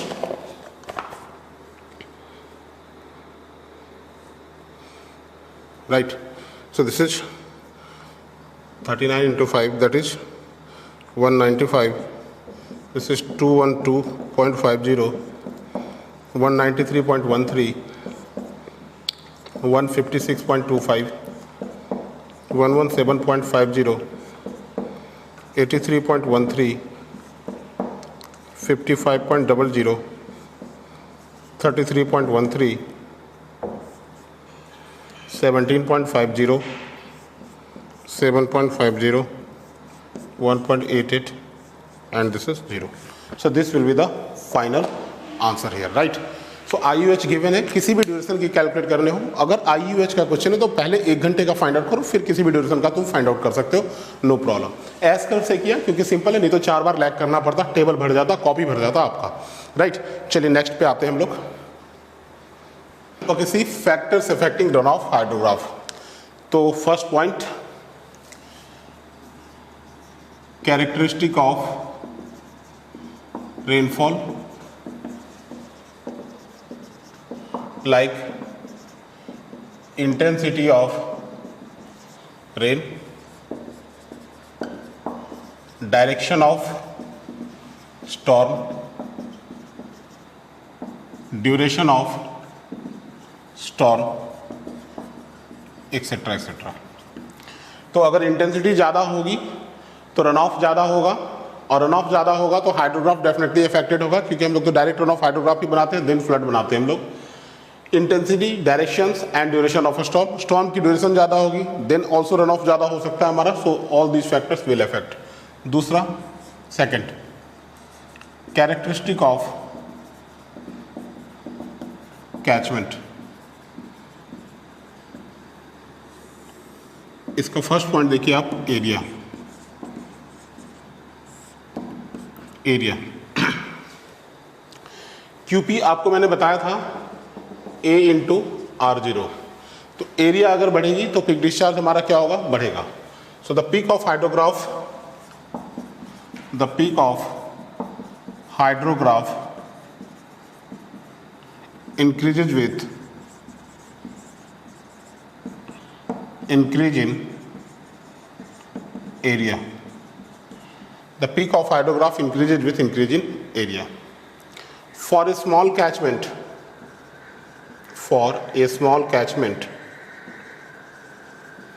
the overland flow phase is predominant. Underline कर लेंगे ओवरलैंड फ्लो फेज को।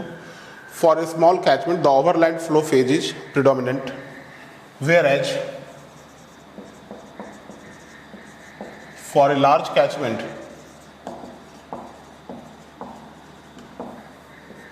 The channel flow phase is predominant. तो जैसे देखो, ये अगर कैचमेंट है, अगर स्मॉल है तो जल्दी जो है ना पानी यहाँ तक नहीं आती, ऊपर ही स्प्रेड करते रहती है और देन ये इसको मिलती है। Overland flow is like a laminar flow और sheet flow, means when a sufficient depth of water is built then it will go towards the stream. तो पहले जब जैसे बारिश होती है तो पानी एक सफिशिएंट डेप्थ बिल्ड करती है, आफ्टर दैट ये स्ट्रीम को ज्वाइन करने की कोशिश करती है। तो जब तक ये इस लैंड पे फ्लोट करती है एक डेप्थ को बनाने के चक्कर में, उस फ्लो को हम कहते हैं ओवरलैंड फ्लो फेज। और जब वाटर हमारी चैनल्स में चले जाते हैं, स्ट्रीम में चले जाते हैं जब वाटर हमारे, तो हम उसको कहते हैं चैनल फ्लो। तो आप सिंपल ये समझो कि ग्राउंड पे जो फ्लो हो रही है that is called overland flow phase, और जो रिवर में पानी बह रही है that is called channel flow phase. तो कैचमेंट अगर स्मॉल है तो ओवरलैंड फ्लो फेज प्रिडोमिनेट करती है, और कैचमेंट लार्ज है तो चैनल फ्लो फेज प्रिडोमिनेट करती है, क्योंकि वाटर अगर इस एरिया में रहेगा तो स्प्रेड ऊपर ऊपर ऊपर जाएगा और धीरे धीरे ये जाएगा, मीन्स इसको वाटर जाम होगा, लॉगिंग होगा। लेकिन जब एरिया बढ़ेगी तो ये वाटर डायरेक्टली हमारा स्ट्रीम में बहुत फास्ट रेट से चला जाएगा, राइट। आइए नेक्स्ट देखते हैं शेप ऑफ द कैचमेंट। इसका सेकेंड पार्ट लिखेंगे हम लोग, शेप ऑफ द कैचमेंट।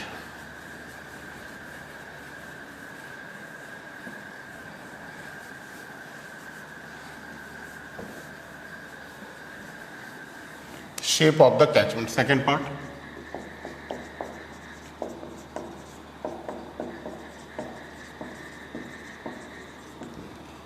देखिए, shape of the basin influences the time taken for water. The shape of the basin influences the time taken for water to reach from most remote part of the catchment to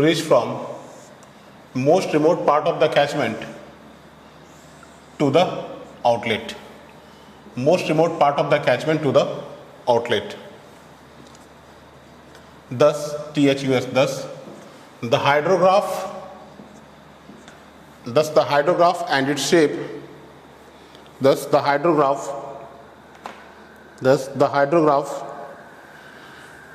and its peak, लिखो shape नहीं, and its peak are affected by basin shape. तो देखो यहाँ पर तीन shape की basin हमने बनाई है, this is ridge and this is ridge, you know very well, discuss किया है मैंने स्ट्रीम फ्लो में रिज। यहाँ पर ये जो है हमारी ये मेन स्ट्रीम है और ये सारे हमारे ट्राइब्यूटरीज हैं, ठीक है, ये सारे ट्राइब्यूटरीज हैं and this is outlet here. ये बेसिन जो है हमारी वो सिमेट्रिकल बेसिन है, ठीक है। तो यहाँ पर जो हाइड्रोग्राफ हमारा बनेगा वो कुछ इस तरीके से बनेगा, जैसे देखो ये अगर इसकी लेंथ 5 किलोमीटर है इस स्ट्रीम की, तो इसकी भी 5 किलोमीटर है, इसकी भी 5 किलोमीटर, इसकी भी 5 किलोमीटर है। इसको अगर 2 घंटे लग रहे हैं यहाँ पहुँचने में, इसको भी 2 घंटे लग रहे हैं, मीन्स बराबर टाइम लग रहा है। मैं यहाँ पर आवर्स वेरिएशन कर देता हूँ, this is 2 hours, this is 2 hours also, this will take also 2 hours and this will take also 2 hours.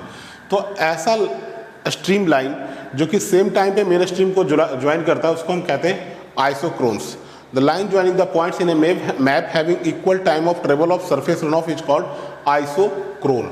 आप लिख लोगे आइसोक्रोन।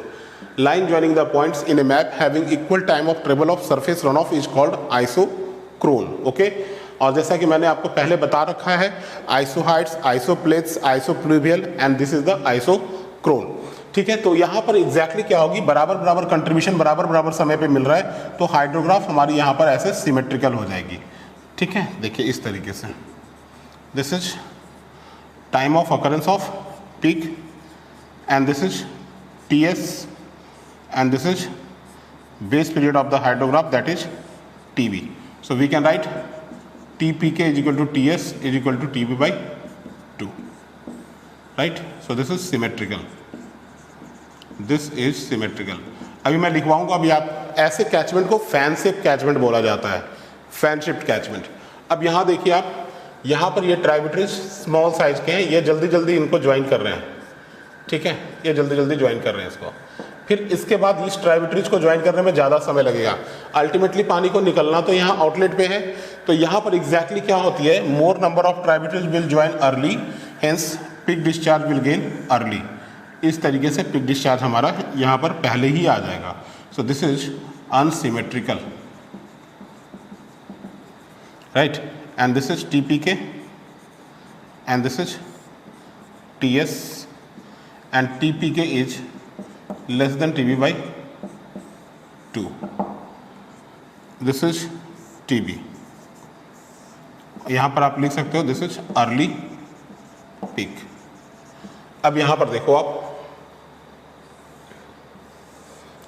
इसमें क्या है, ट्राइब्यूटरीज को बहुत समय लगेगा इसको ज्वाइन करने में, तो ये पिक जो है थोड़ा लेट से बनेगा। सो that is like this. So we can say this is TPK and this is TS and this is TB. So here TPK is greater than TB by 2. So this is delayed peak. तो आपने देखा कि basin के shape के according कैसे हमारा hydrograph vary करता है, राइट। यहाँ पर आप लिख लोगे discharge and time, discharge and time in all figures, right.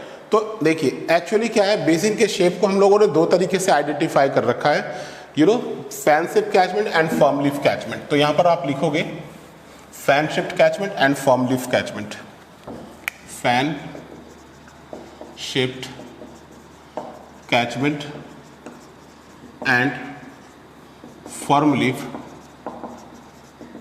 Catchment. लिखे in a fan shift catchment, comma, tributaries are of nearly same size,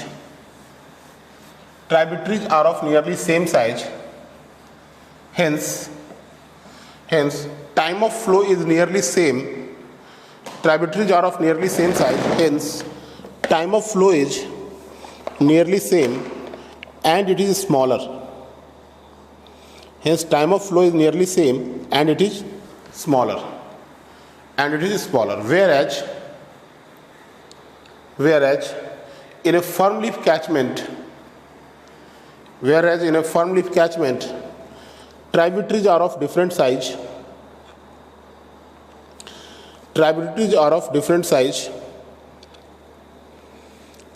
and time of concentration is more,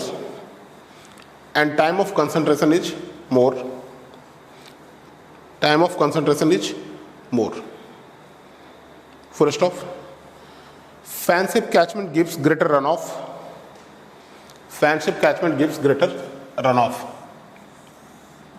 देखिए अगर ये 2 हाइड्रोग्राफ हम बनाते हैं तो टाइम ऑफ फ्लो काफ़ी कम होता है, पानी जल्दी निकलेगा। सो this is for fan shift catchment and this is for firm leaf catchment.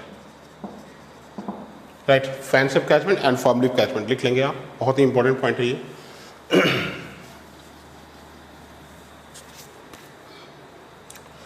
Now the shape of the basin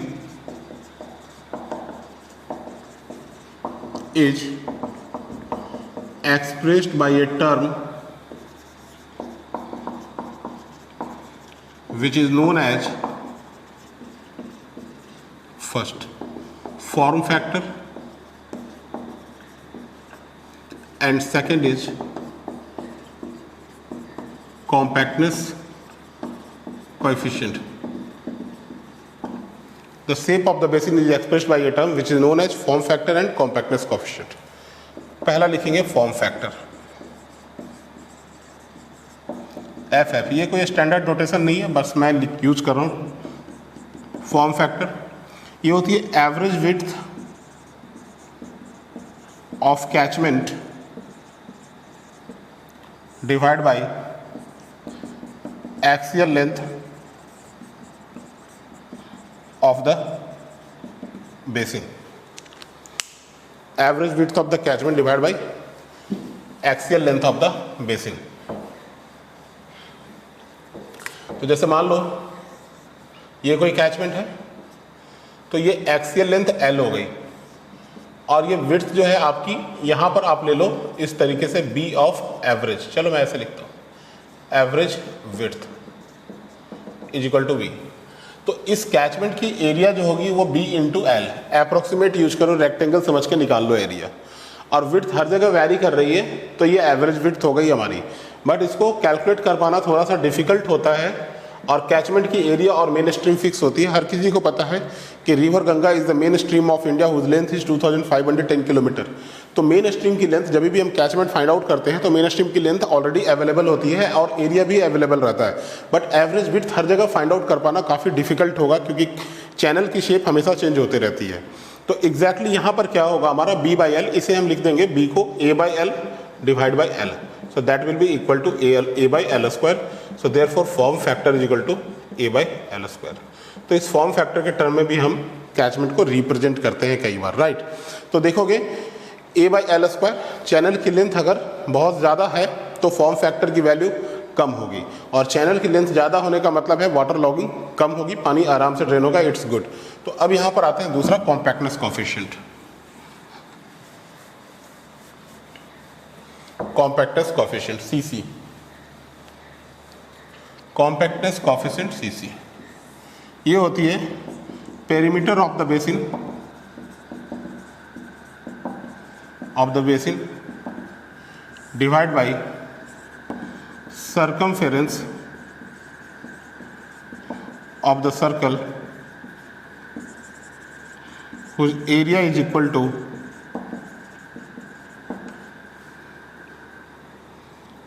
circumference of the circle whose area is equal to area of the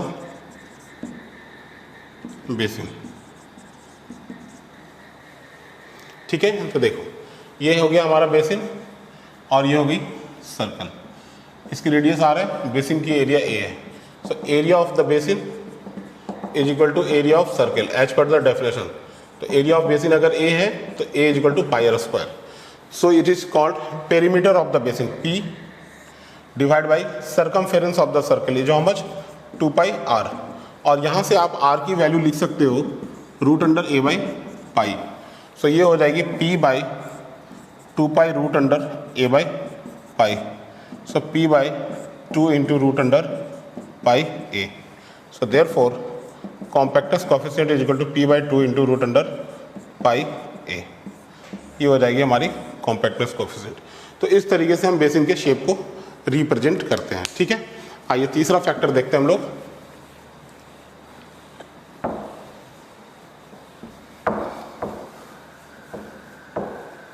तीसरा stream density.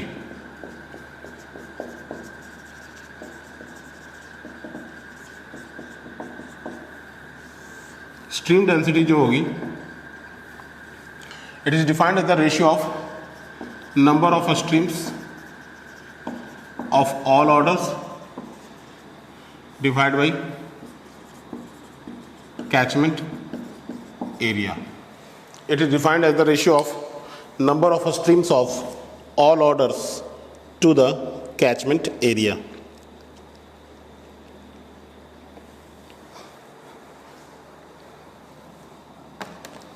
ठीक है, देखिए ये catchment है, चलिए ऐसे ही बनाते हैं इसको।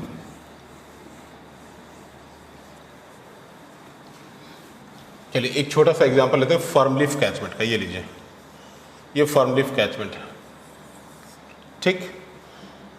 मैं लिख देता हूं यहां पे फर्म लीफ कैचमेंट। फ्रेंडशिप का तो बनाया था फिगर मैंने, जिसमें ट्राइब्यूटरीज सेम साइज की थी।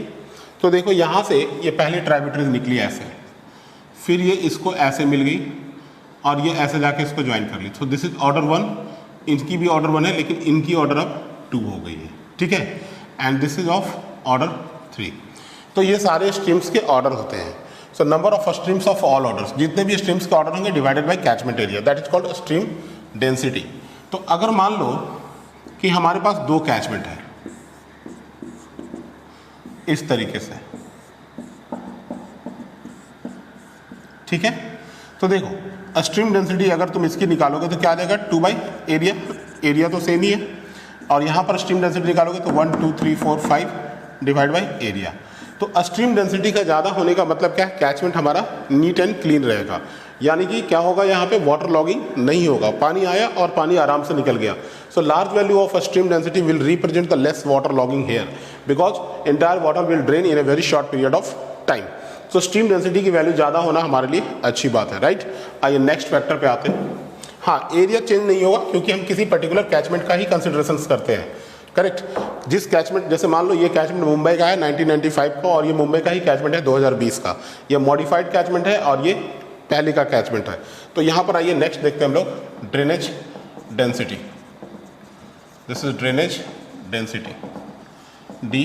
This is not the standard notation, just मैं ही यूज कर रहा हूँ इसको थोड़ा सा कम लिखने के लिए। Drainage density it is defined as the ratio of total channel length to the total drainage area, that is L by A, right. Total channel length to the total drainage area। जैसे मान लो ये catchment है,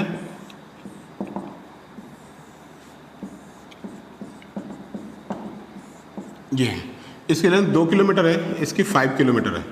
तो drainage density जो होगी यहाँ पर 7 by A। यहाँ पर ड्रेनेज डेंसिटी निकालोगे, इसकी 2 किलोमीटर और इसकी 5 किलोमीटर, 2 2 4 2 6 5 11 बाई A। तो total channel length divided by total drainage area.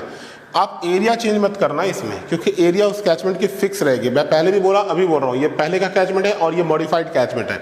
So area is a fixed parameter.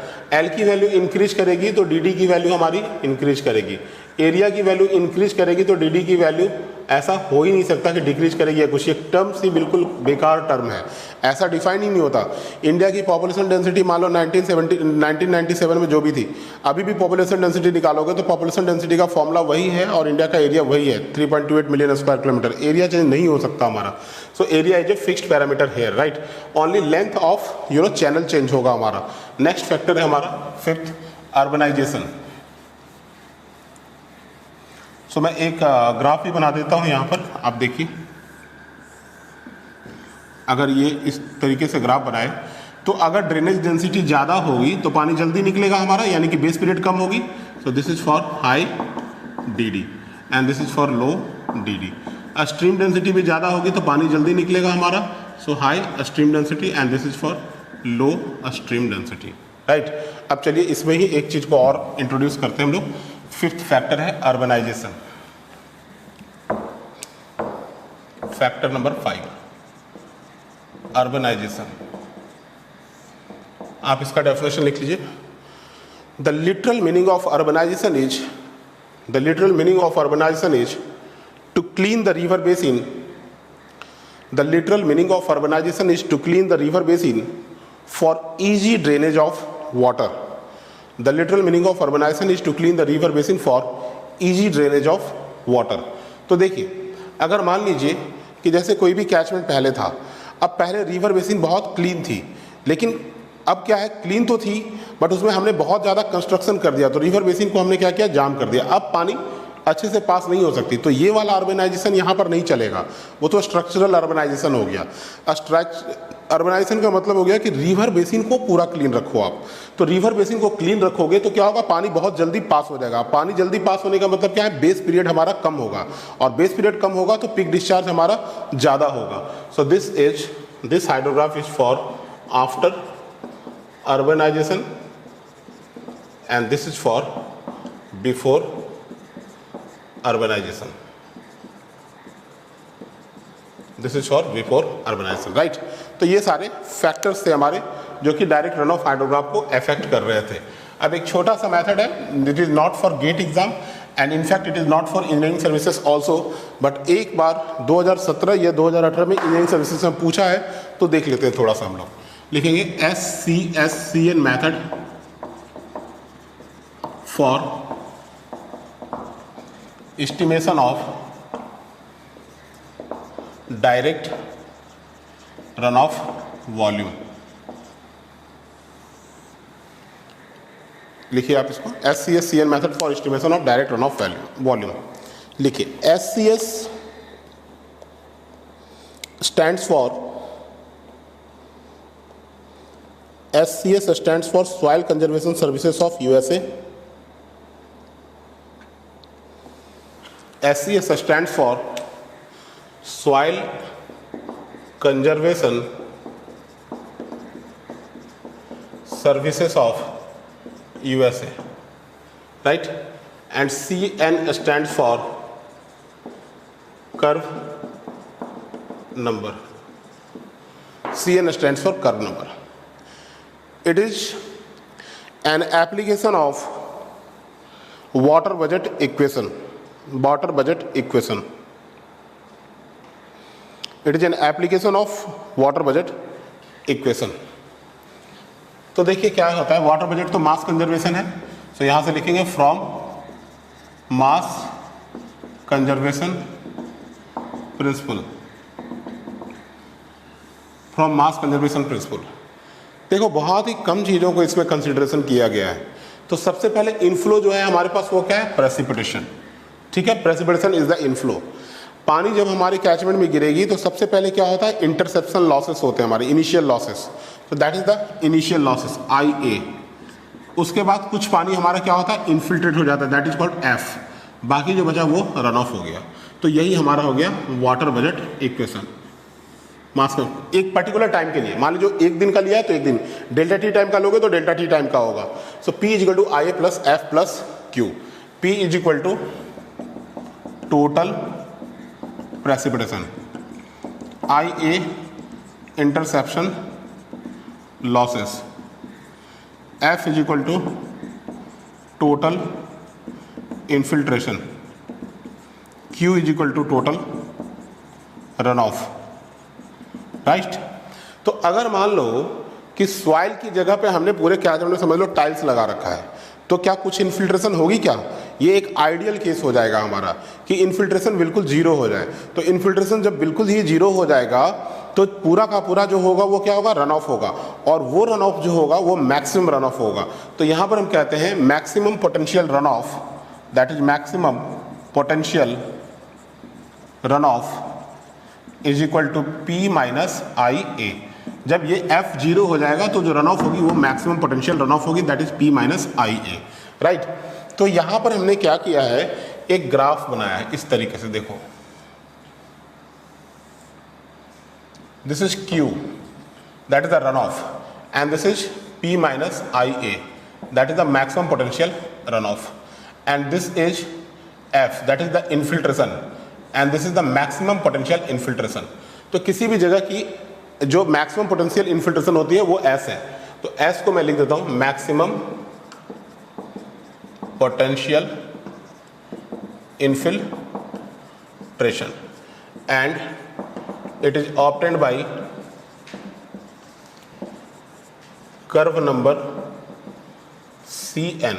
India को CN1, CN2, CN3, CN4, CN5 zone में बांटा गया है, राइट।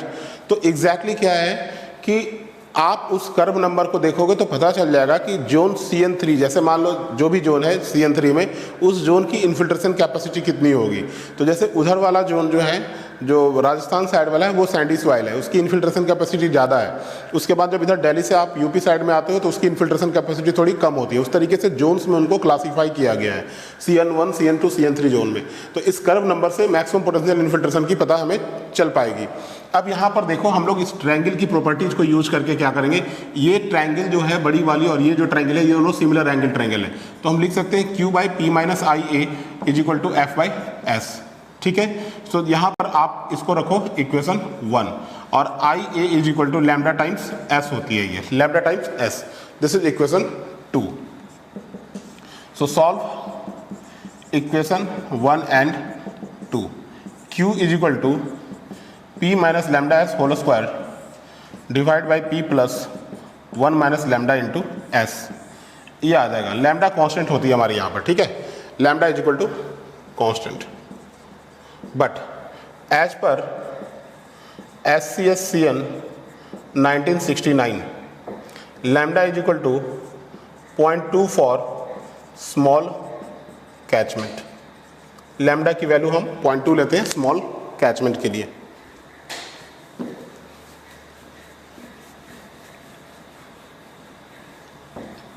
तो देखो आप लैम्डा की वैल्यू 0.2 पुट करोगे, so therefore Q is equal to P minus 0.2 S की whole square divide by P plus 0.8 S। इस तरीके से आपको रन ऑफ मिलेगा। और इस S को कैलकुलेट कैसे करोगे, CN कर्व नंबर से। So therefore CN is equal to 25400 divide by S plus 254, right. यहाँ पर से S की वैल्यू मिल जाएगी, CN की वैल्यू गिवन होगी। जनरली CN की वैल्यू जो होती है 0 is less and equal to CN is less and equal to 100 होती है, as per SCS-CN method, right. तो आप सिर्फ और सिर्फ इन दो फार्मूला को याद कर लो, 1 and 2। You can solve all objectives, right. तो theory part is almost over, 100% over theory part, right. और अब वर्कबुक देखेंगे इसका हम लोग कि क्या वर्कबुक में है। ओके, चलिए। Okay, open your workbook, question number 28, chapter 3। देखो, in the standard SCS-CN method of modelling, CN की वैल्यू जो है 75 दे रखी है, और run off magnitude for a 1 day rainfall of magnitude 100 mm is what. Run off की वैल्यू आपको कैलकुलेट करनी है। तो आप पहले लिखो CN is equal to 25400 divide by S plus 254, ठीक है। तो ये वैल्यू कितनी आ जाएगी, 25400, CN की वैल्यू पुट कर दो पहले, 75 is equal to 25400 divide by S plus 254। So ये वैल्यू आ जाएगी 25400 डिवाइड बाई 75 और minus 254, 84.67 mm, right. So therefore Q is equal to P minus 0.2 S की whole square divide by P plus 0.8 S। तो P की value है हमारी 100 minus 0.2 into 84.67 की whole square divide by 100 plus 0.8 into 84.67।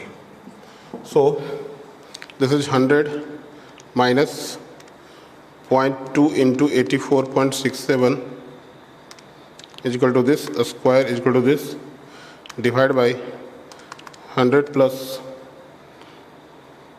0.8 into 84.67, 41.13 mm. So this will be the answer, 41.13 mm.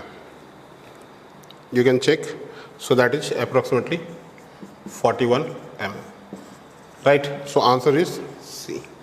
Okay, remaining question, just you can try and then I will discuss.